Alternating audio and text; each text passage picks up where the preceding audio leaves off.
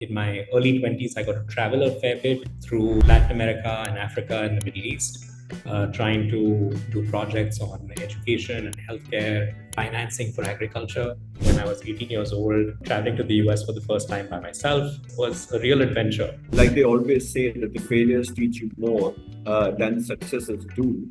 So, would love to hear your story on that. I've certainly had my share of failures and adaptation and learning and new beginnings, taking every day one at a time. It's frankly surprising that people feel overwhelmed quite easily when it comes to thinking about their finances, right? Because you're often thinking about money only when there is a problem. Few things really have the power to compound over your lifetime as money and relationships. Two people earning the same amount of money can end up in very different places. What used to take teams of people, say a team of 3, 4 people working over 2 weeks, can now be accomplished in about an hour working with an AI powered platform. It's not about answering the question, but asking the right question to begin with. Welcome, Abhinav. It's a great pleasure to actually have you with us today. Uh, I mean, we have interacted earlier, and I basically love the stuff that you do right now, and we will of course talk about that a little later. However, before we get into that, would love to go through a little bit of your life journey and how you reached and how you achieved so much during your journey. That is the core, thing that people would also love to hear because it's always great to learn from each other's journey, and that is what we hope to do today.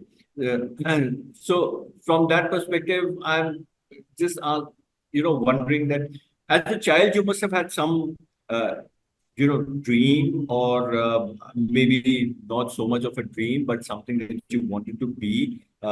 What was that, and what you are doing today, is that in parallel to that, or is it something entirely a change which happened? So, would love to hear a little bit about that.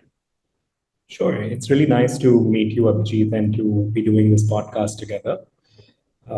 I had a really pleasant childhood. I grew up in Jamshedpur. My parents were doctors. And in fact, their clinic was in our home. And so I have really fond memories of watching my parents at work, sort of come in and out of the clinic while we're having meals together, or while as kids, my sister and I were doing our homework. And we would oftentimes go and hang out in their clinic to see what they're doing. And that was a really nice education because, we would see my parents talking to their patients who came from all kinds of social backgrounds and listening to them really patiently, trying to understand what their ailments are and how to best treat them. And I went to an all boys Jesuit school and spent a lot of my time in the afternoons and evenings on the family PC, just surfing the web and trying to know more. And that's how I also learned about colleges overseas, and I ended up applying and studying ethics, politics, and economics at Yale. I then worked in the US for a couple of years as a strategy consultant. This was part of a small boutique firm that focused on projects related to international development. And so, as in my early 20s, I got to travel a fair bit through Latin America and Africa and the Middle East, trying to do projects on education and healthcare, or financing for agriculture. And after a couple of years of this work, I moved back to India. I worked for a while as an advisor to a government minister, and then was at Facebook for a while, looking at civic technology and the challenge of moderating content online, particularly around elections and helping people get high quality information and avoid fake news or hate speech, things like that. Um, and then I went to business school and started my company Mool right after graduating. Ah, interesting. So you did mention about you traveled the world and etc. I'm sure that must have been a great learning experience for you. because when you move to different shores and you interact with different cultures and people, and you try to, either you are going there for education or for setting up business and etc. The experience and the learning is great. But really love to hear, your experience in learning which you had at the by traveling internationally. Uh, So I think one of the notable things about growing up in the 90s, right? And I grew up as sort of the youngest kid on both sides of my family. And so I had cousins who grew up through the 80s. And I noticed that, my experience was different in a couple of important ways, right? One, I think, is having access to a PC from the time I think I was 5 or 6 years old, just creates a different kind of openness, right? The access to information and growing up with that just opens your mind a lot more, a lot sooner. And then you become curious to actually, not just see those things on the computer, but go and live it out in real life.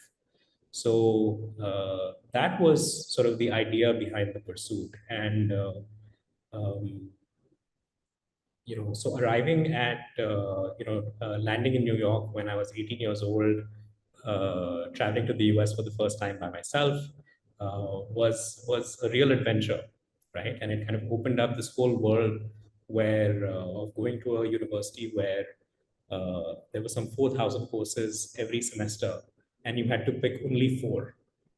So the kinds of subjects of study that you suddenly become aware of, and the kinds of interests that you can pursue, um, are just dramatically different.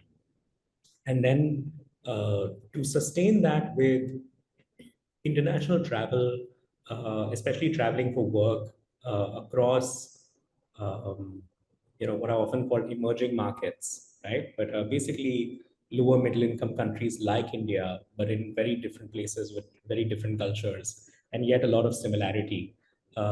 Just makes you, feel it makes you practice more and more how to feel at home in the world, how to connect very different kinds of contexts, and adapt to an environment while retaining the most essential parts of yourself. yes, yes. No, that's really interesting. Actually, sometimes the kind of the way that the mind opens up to possibilities and etc.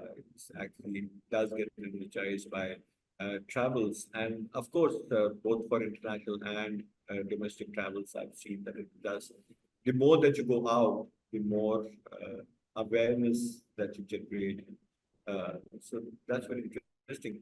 Now, apart from these learnings, which travels actually do help us go through, life also teaches us through failures and pitfalls, right? And I'm sure, like each one of us, you would have had your little share of, because uh, many people, why we specifically ask this question is that many times people who go through failures and pitfalls feel that, it is exclusive to them. But what we like to tell them is that everybody goes through it, and the most important part is the learning that you get from that. Right? And like they always say that the failures teach you more than successes do. So would love to hear your story on that. Oh, I've certainly had my share of failures and adaptation and learning and new beginnings. Um, it and it's something that goes hand in hand with success, right? I think a lot of people end up in this or sort of fall into this habit of uh, well, let me put it like this: if you ask if you ask this question of testing whether you are successful or not too often, um, then you're bound to get you're bound to ask the question at the wrong times, right?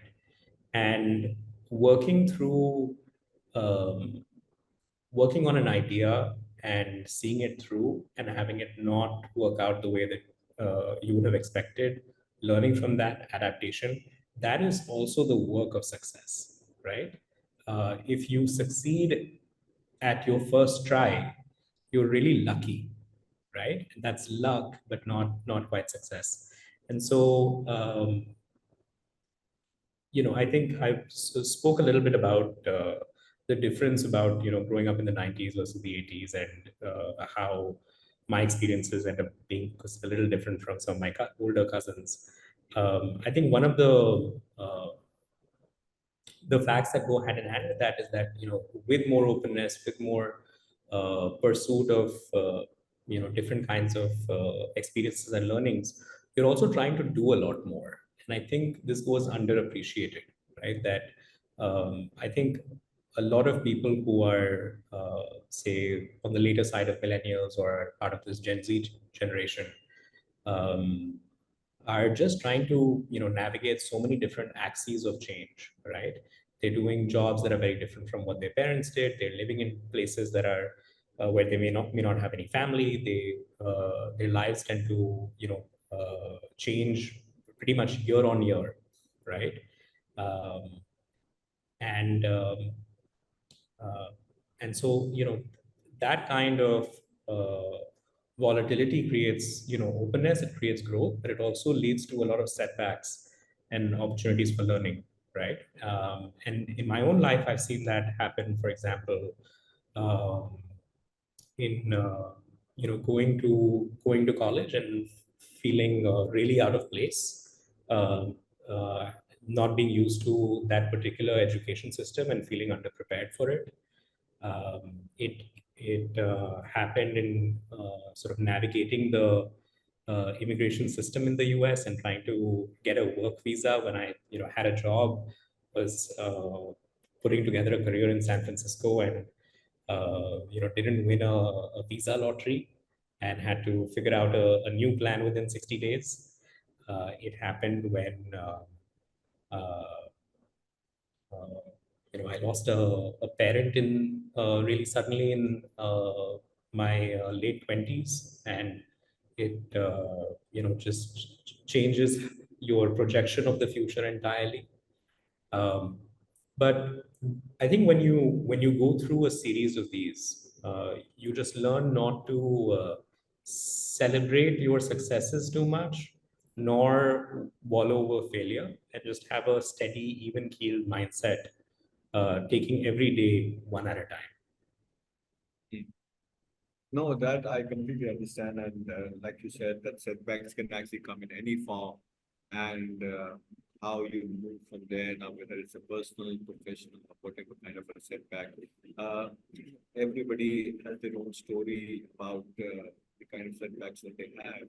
But coming out of that and learning from that and moving ahead from there is the most critical aspect. And and those are the people who ultimately achieve different degrees of success as it does become an extremely fantastic learning platform there. And that is something that we hope that our listeners are actually able to grasp, that it's the failures and the setbacks and etc. are a thing to, of course, causes a lot of pain and grief many times, and especially at that time. Uh, but moving ahead and continuing to work at it, and sometimes time is the best healer, makes a big difference in approach to life and remaining positive all throughout. Coming from learning again, we have seen that uh, most of the people actually have uh, somebody or something which may have inspired them a little bit, right? You draw that inspiration from either people or an incident which may have happened, and the kind of inspiration that you draw, the kind of learning again that you would have had. So I'm sure you must have also had someone or something which may have inspired you at a stage in life. And I would love to actually hear about that also, that who and what was that, and what was your inspiration story specifically? Oh, I've had so many people who've helped me along the way. At every phase of life, in every other year, I can think of people who were so consequential to uh, supporting my goals, to helping me discover what my goals might be, and coping with setbacks when things don't work out the way that you want to. And I think a lot of people feel like they don't have a mentor, and uh, I can certainly say that that I haven't had like one single mentor who's been there through decades supporting me. I guess aside from my parents and my family, of course. Um, but I think the responsibility that people also have is to be able to appreciate the character traits, knowledge, and unique experiences of people who are around them, and try to engage with them to get them to take an interest in your life by being open and being you know. Persistent to seek the kind of guidance that you feel like will really benefit you. And so I benefited from a whole bunch of people who guided me every step of the way. Whether that's in high school, where an English teacher took a real interest in me and uh, taught me about public speaking and how to tell a good story. Whether that's other folks sort of closer to the end of high school who helped me discover opportunities overseas and how the American admission system worked.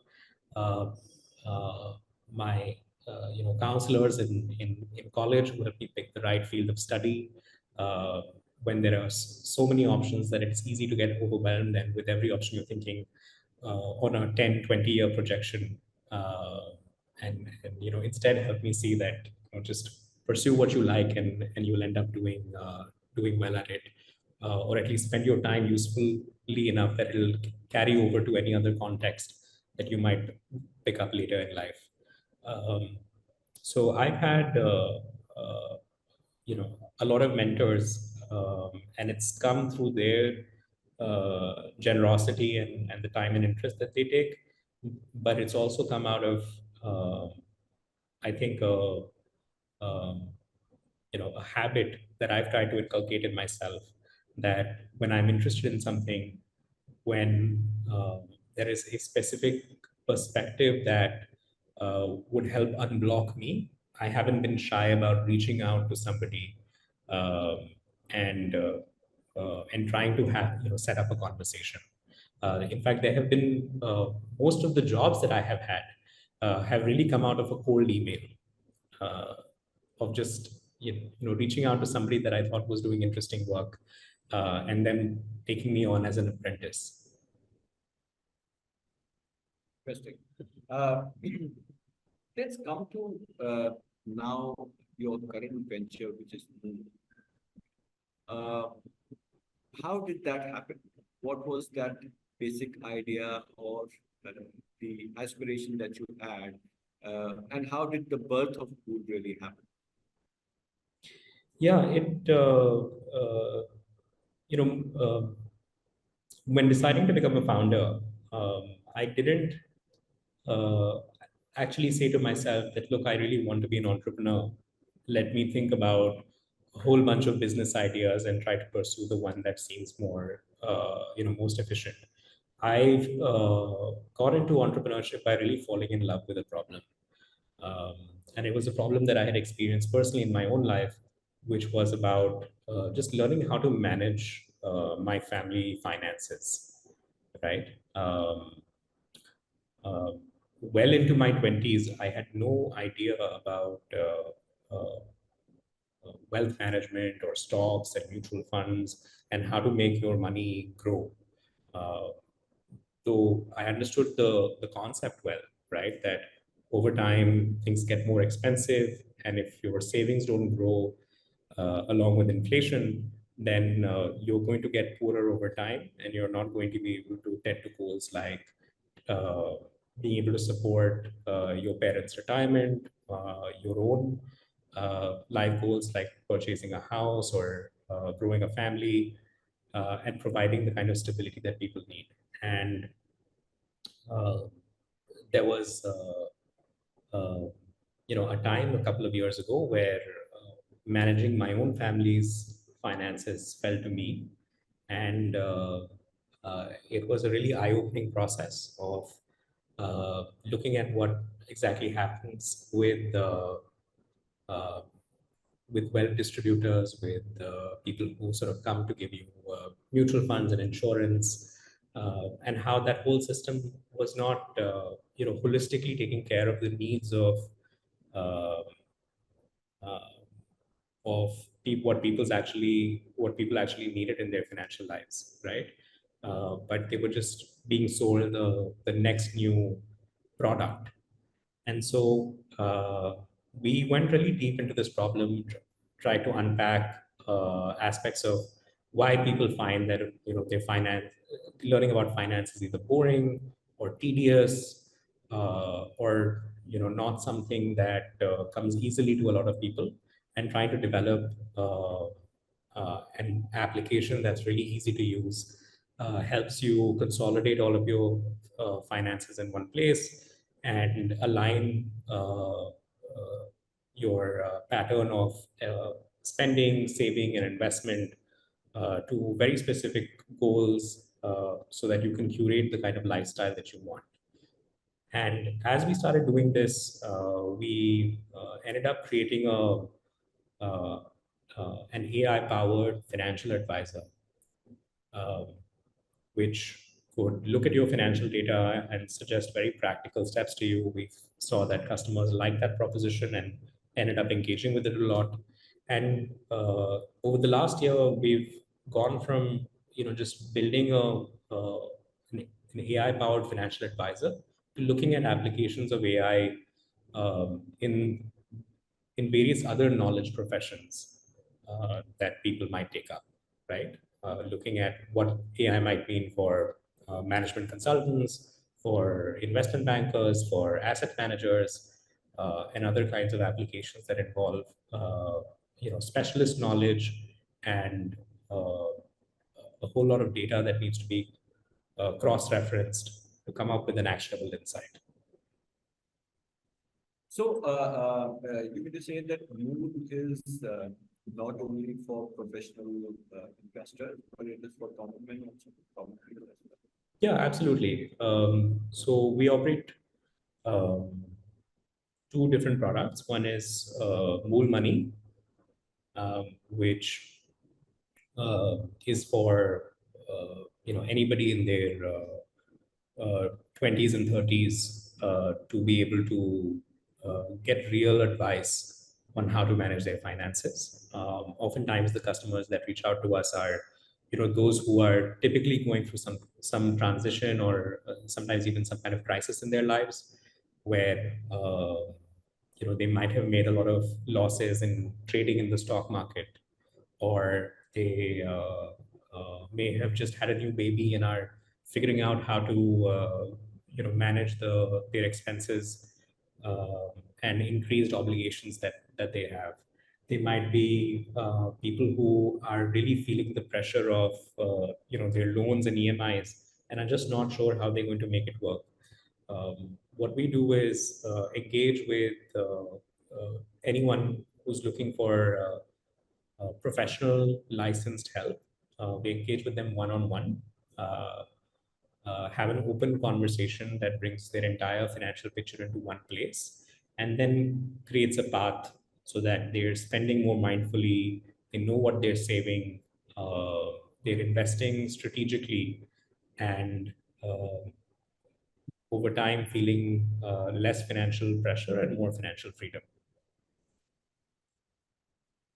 So, tell me this, that, from a common man perspective, uh, just like medical, legal, finance is considered to be very complicated and very difficult to understand.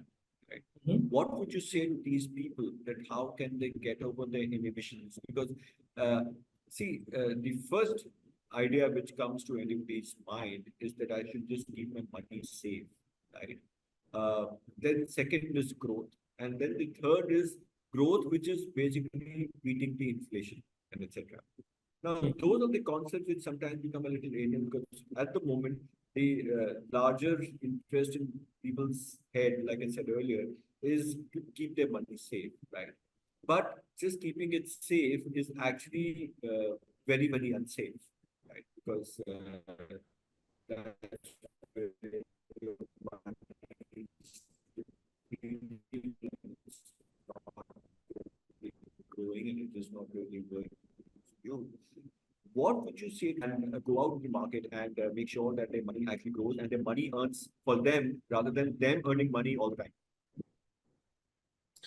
Um, it's a great question, and uh,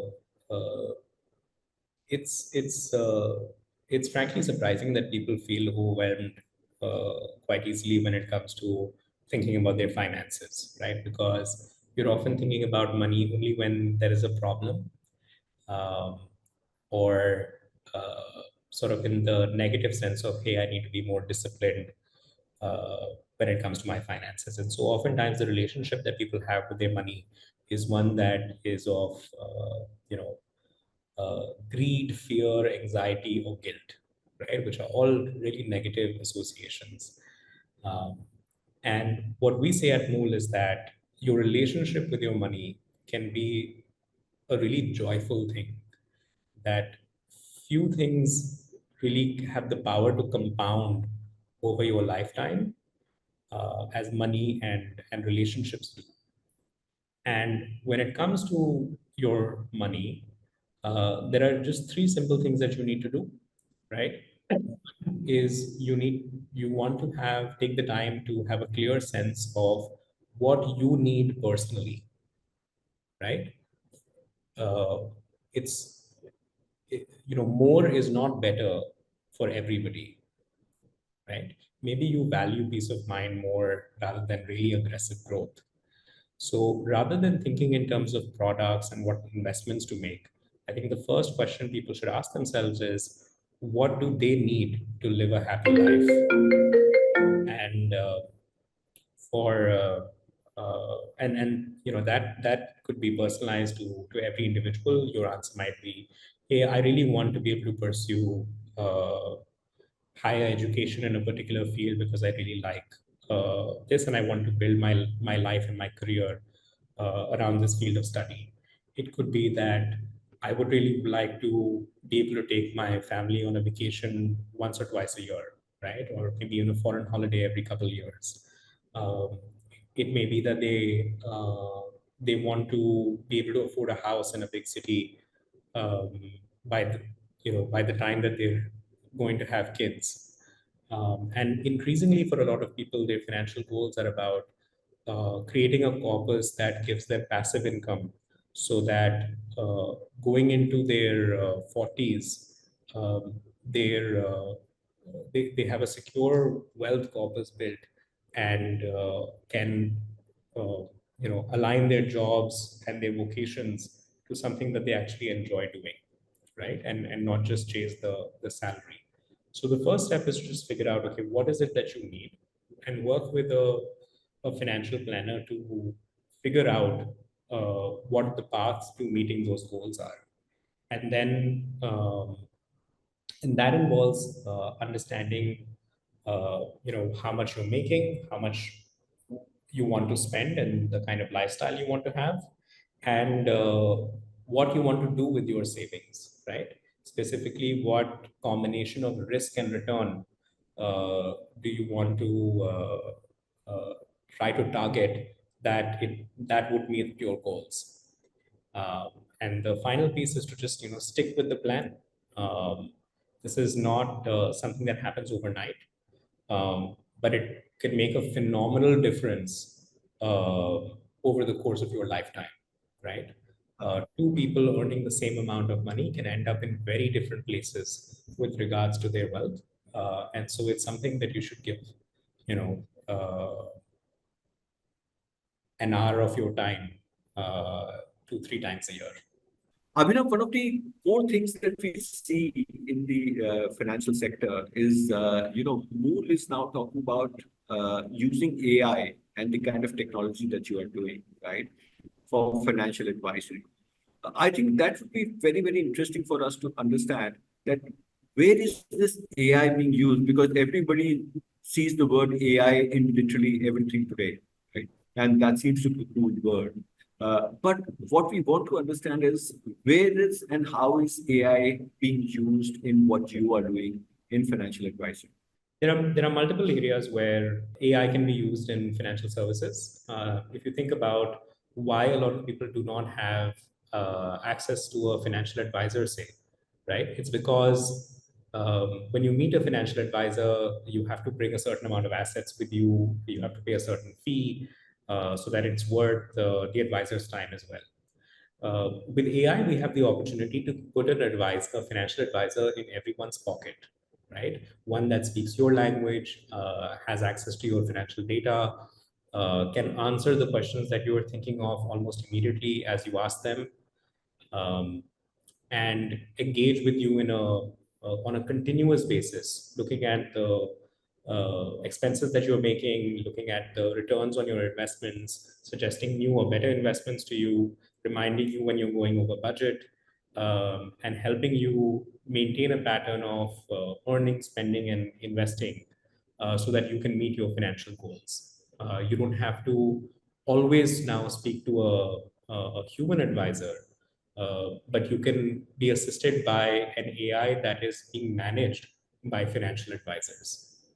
Um, Similarly, when you look at the people who are into finance professionally and are sort of on the other side of this equation, right? People who are managing financial assets, who are trying to understand what are good investments to make, um, the amount of research that they have to do is really substantial, right? You really have to understand the company in depth, understand its business model, changes to that business, how that business is interacting with different regulations, to come up with a particular outlook of how that stock is going to do, right? And whether it's an asset that meets the objectives of your fund. And AI can dramatically accelerate uh, the research and analysis exercise.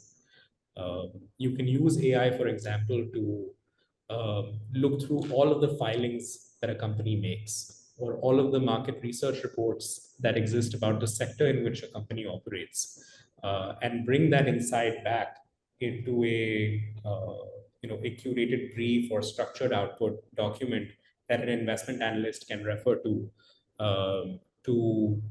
uncover the insight that shapes their investment decision more quickly. So if you're an investment analyst, you can, within a minute, be able to generate a custom report about a particular company, sector, market, with all the trends and analysis on it. The other way in which AI is making great impact is around analysis and democratizing access to high quality data analysis in less time for even people who are not, say, data scientists or deeply steeped in data analysis techniques. Today, you can give a plain English instruction to an AI for, say, how to uh, analyze 10 years of cash flow statements to understand a particular trend in a company's financial performance. And the AI will write the computer code, execute it, and give you the answer to that analytical query in a couple of seconds, right? So overall, I think people's ability um, to communicate at scale, uh, to be able to research in a highly accelerated manner, utilizing multiple kinds of knowledge sources, and be able to come up with uh, a structured analysis that leads to a decision or an action uh, is getting really transformed. What used to take teams of people, say a team of 3, 4 people working over 2 weeks, can now be accomplished in about an hour with working with an AI-powered platform. Oh, that's interesting.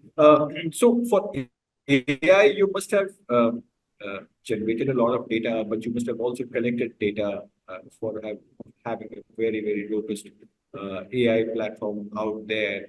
And because machine learning is all dependent on data per se. So where were you able to generate this kind of data?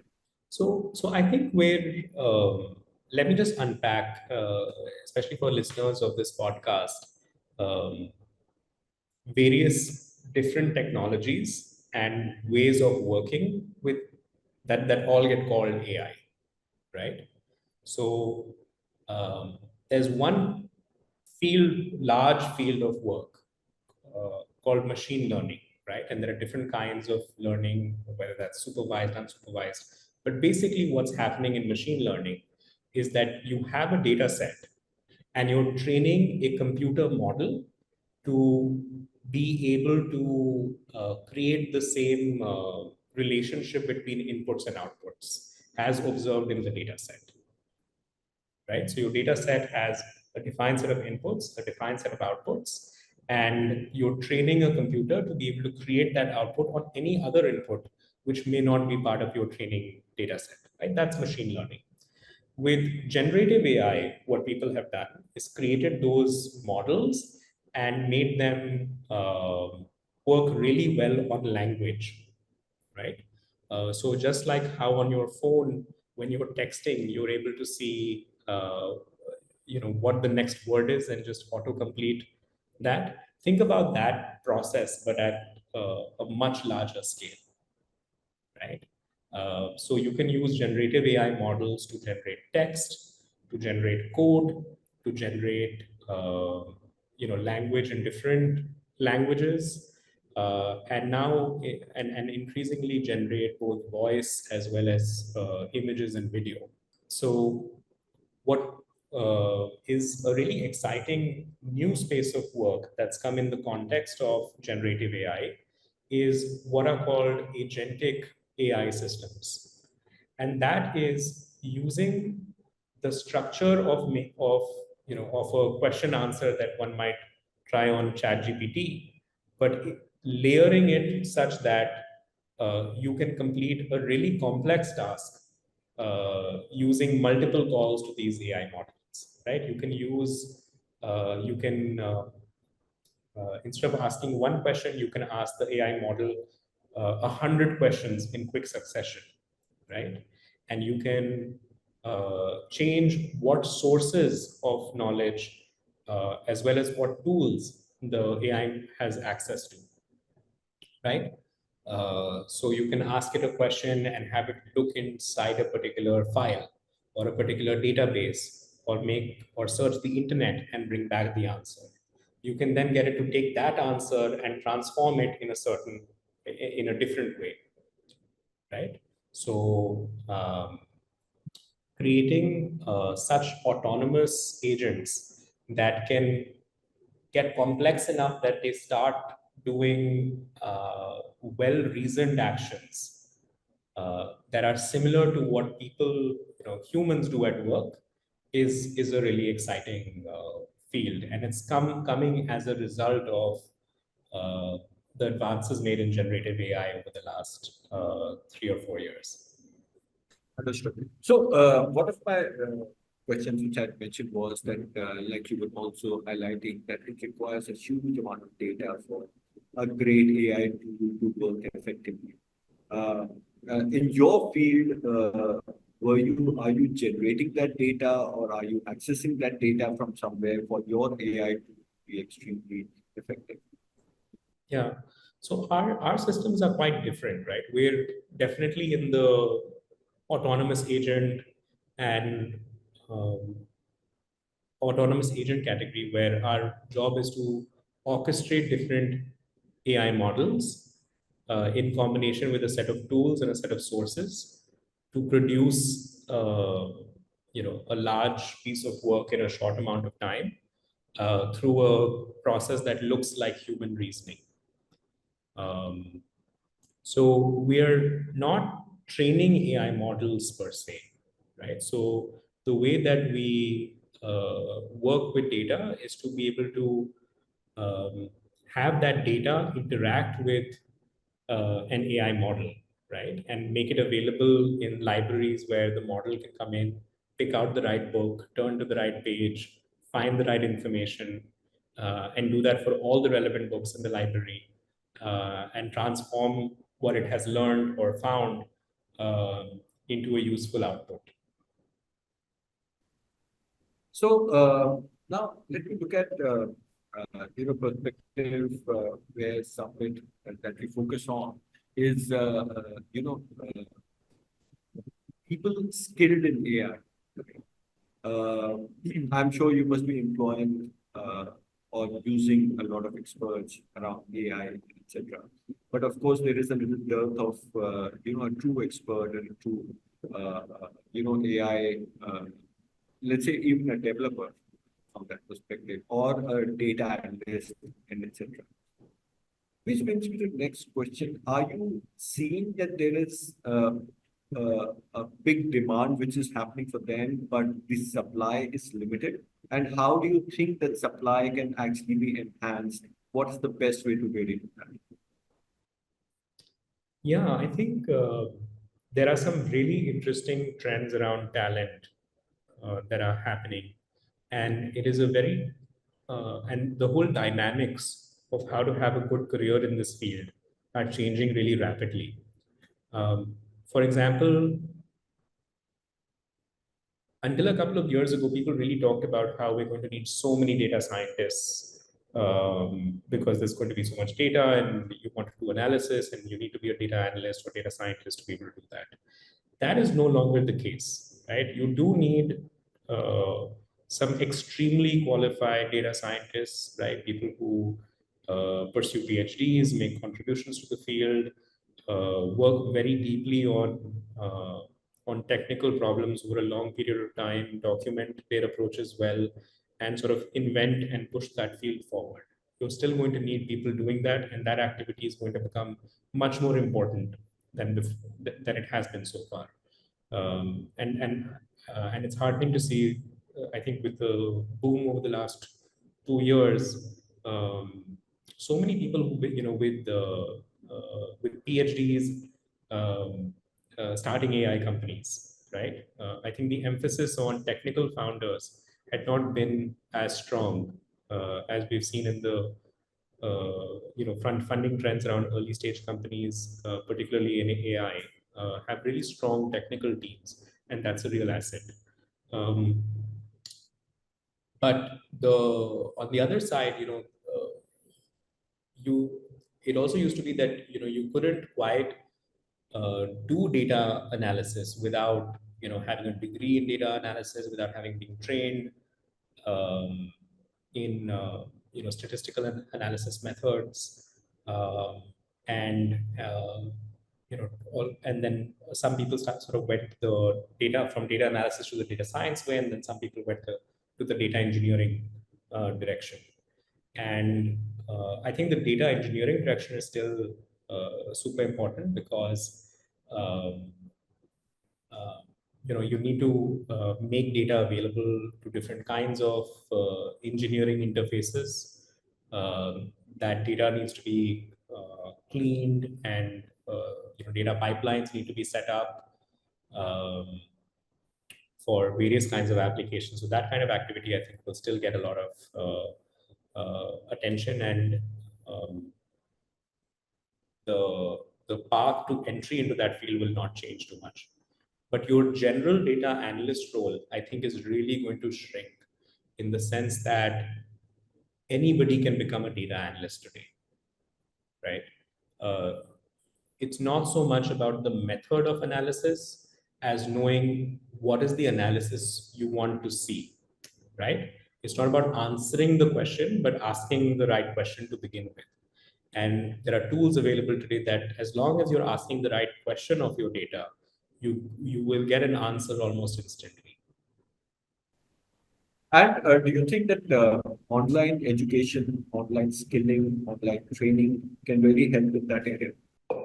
Yeah, I don't think there's another way, right? And I say this as somebody who has really enjoyed going to some of the world's best universities, done these offline classroom programs, enjoyed the culture and the set of classmates that you meet, uh, and and living in these university towns, right? So I think the role of that experience is going to remain, though change somewhat. But I think it's just not fast enough and not efficient enough, and way too expensive for the pace of learning that needs to happen now, right? Today, when we're working in an industry that changes really substantially every 3 months, um, I cannot sign up to leave my job and go study somewhere for a year and come back as an expert, right? I think those days are kind of behind us. Online education, short courses, really applied courses, and courses that are led by people who have experiential knowledge, um, as opposed to theoretical knowledge, who are from professors who are teaching this in a university and contributing to the scientific literature. I think you're going to I think that is going to become as important and as large as the university system. So currently, I'm sure you must have across, so the whole online education is significantly growing, rapidly growing, and etc. Though we saw very cyclical kind of a behavior as far as online education is concerned, because at one time there was pure offline, and we used to have something called a distance learning, and that distance learning was always a very discounted kind of an education system, right? It was primarily considered that if you did not get into a physical school, college, or whatever, that you would actually take distance learning. Then came COVID, right, where everybody was forced to go to an online kind of an experience, but everybody regretted it because it was a forced fit, very hurriedly put up, and etc. Then came post-COVID, where everybody wanted to vacate online and just get back to physical in some way or the other. And then came a gradual growth of online per se, right? Where people started realizing that there are both benefits which are there for online education and etc. Where is it that you see the next step in online training, education, skilling perspective? What is the next step that you really see? Wow, it's really hard to predict, right? There are a couple of things that we do know, though. Number one, the pace of change is only going to accelerate, right? Um, and the kinds of things that people do at work uh, are changing already. For example, as software starts to do more of the grunt work of your job, right? You have to become a better decision maker. You know, the role of the professional might become, um, either in terms of expanding technical knowledge and getting a system that previously hasn't been put together to work, or it's going to be about making resource allocation decisions, right? Essentially, budgeting decisions, prioritization decisions, um, strategic decisions. Um, and I think the kind of critical reasoning skills that are important to those activities are going to become much more important than uh, domain knowledge, right? When everything is searchable and you can create a AI generated concept note in seconds, it's not going to matter so much, what your factual knowledge is, right? But I think your strategic knowledge, your ability to reason out a path forward to be able to weigh two different options and choose the better option when you don't have full information on either and you're guessing between probabilities or evaluating between probabilities. Those kind of human skills are going to become so much more significant, and they find um, and and and I think at least I haven't seen a lot of courses, whether offline or online, that focus on those foundational reasoning skills, right? So I don't know whether that is better delivered offline, and I think there's a good reason for delivering it offline as small group interactions. Um, but I think you could also have uh, a really good playlist of content with star teachers or people who have really mastered the art of communicating on these subjects to have online courses that are really engaging. You know? A kind of the kind of training that happens in an executive MBA, right? Needn't happen in an executive MBA and cost a whole lot of money.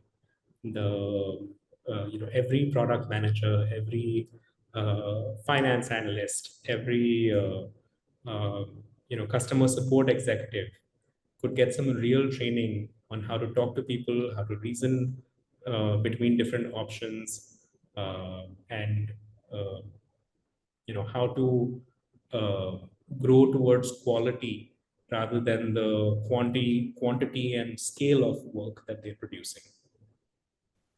So, with a like you mentioned that online is definitely going to grow significantly, and there's going to be a big demand for that. And like you said, that physical education may lack the pace of change that is possibly required, and that is something that an online system could possibly change and bring in a far more effective. Um, that is something that a whole bunch of people actually realize today, and there are a plethora of huge number of courses which are available out there, and etc.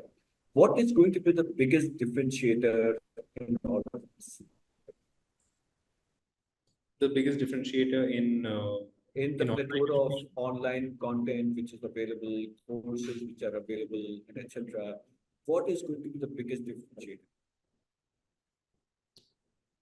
I think I think it might be something counterintuitive, right? Um, Instead of the content, it might be the community that an online education program is able to create, um, where you actually do get to know who are the other people taking part in the program. They might have interests that are similar to yours, or might be coming at the program from a very different perspective. And the more an online program is able to create that sense of community collaboration, such that people going through an online program still come out with a network, right? And a feeling of fellowship with people who are, you know, who went through the same experience together could be a great differentiator. The other differentiator could be the emphasis on how how current the content is, right?